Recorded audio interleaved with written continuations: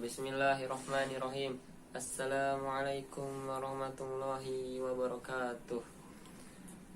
Alhamdulillah. Alhamdulillahilladzi ja'ala fis sama'i burujan wa ja'ala fiha sirajan wa qamaran munira. Wa huwallazi ja'ala al-laila wan nahara khilfatan liman arada ay yadhakkara aw arada syukura. Alhamdulillah, segala puji bagi Allah, Rabb semesta alam, yang menciptakan langit dan bumi, yang karenanya lah kita bisa berada di sini, yang maha pengasih lagi maha penyayang.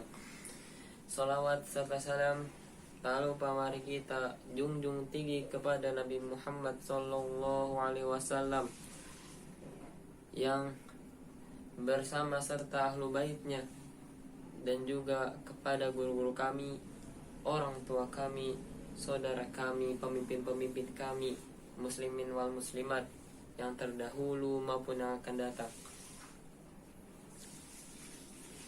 Oke, saya izinkan saya di sini selaku peserta dalam lomba ingin sedikitnya bercerita tentang peristiwa Isra wal Mi'raj.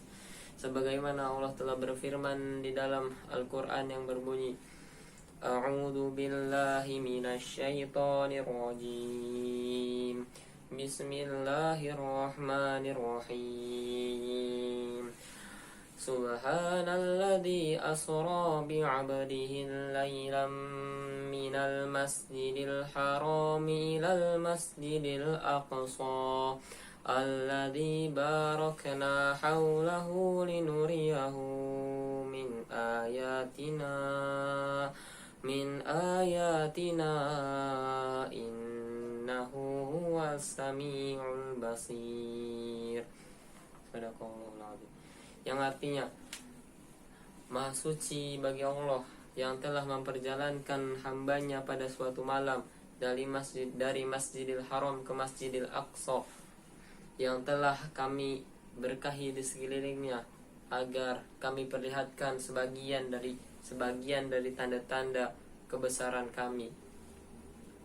Dari ayat tersebut kita dapat belajar bahwasanya Isra wal Mi'raj itu adalah peristiwa yang penting yang menjadikan kita yang kita peringati setiap tahunnya, yang menjadikan kita melakukan sholat 5 waktu atas perintahnya yang diperintahkan pada Isra Mi'raj. Dan dari ayat di atas, Nabi Muhammad pun diperlihatkan sebagian atas kuasa kebesaran Allah, tanda-tanda kebesaran Allah. Dan apakah Isra Mi'raj tersebut?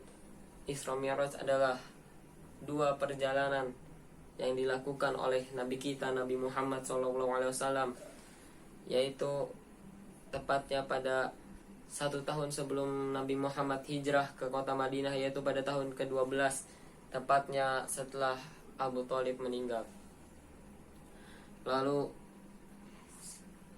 kenapa bisa terjadi? Dan sebelum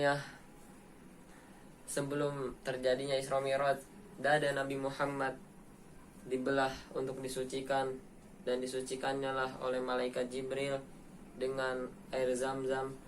Lalu setelah disucikan, malaikat Jibril pun memegang tangan Nabi Muhammad dan mengajaknya untuk ke Masjidil Aqsa terlebih dahulu.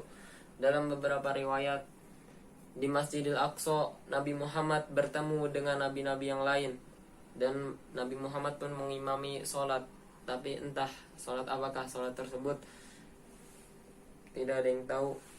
Lalu setelah Nabi Muhammad ke Masjidil Aqsa untuk menunaikan sholat, lalu malaikat Jibril mengajak Nabi Muhammad untuk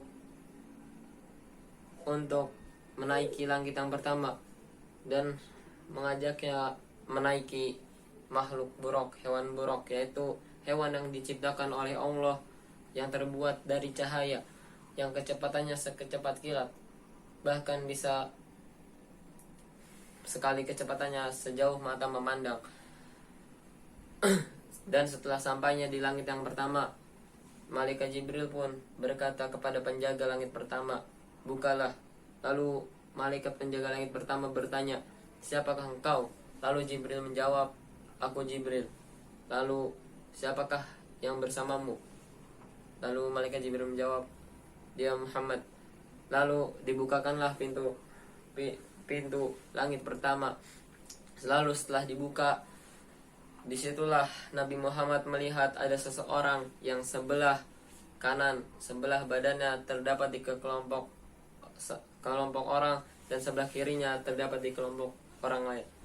Dan lalu Nabi Muhammad pun bertanya, "Ya Jibril, siapakah ia?"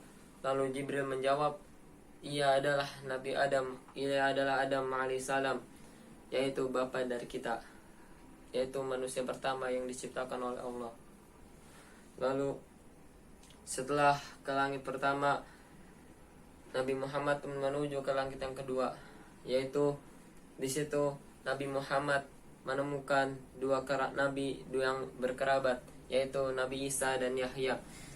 Lalu setelah itu Nabi Muhammad pun menaiki langit ketiga, dan di situ pula dia bertemu Nabi Yusuf alaihissalam yang tampan wajahnya.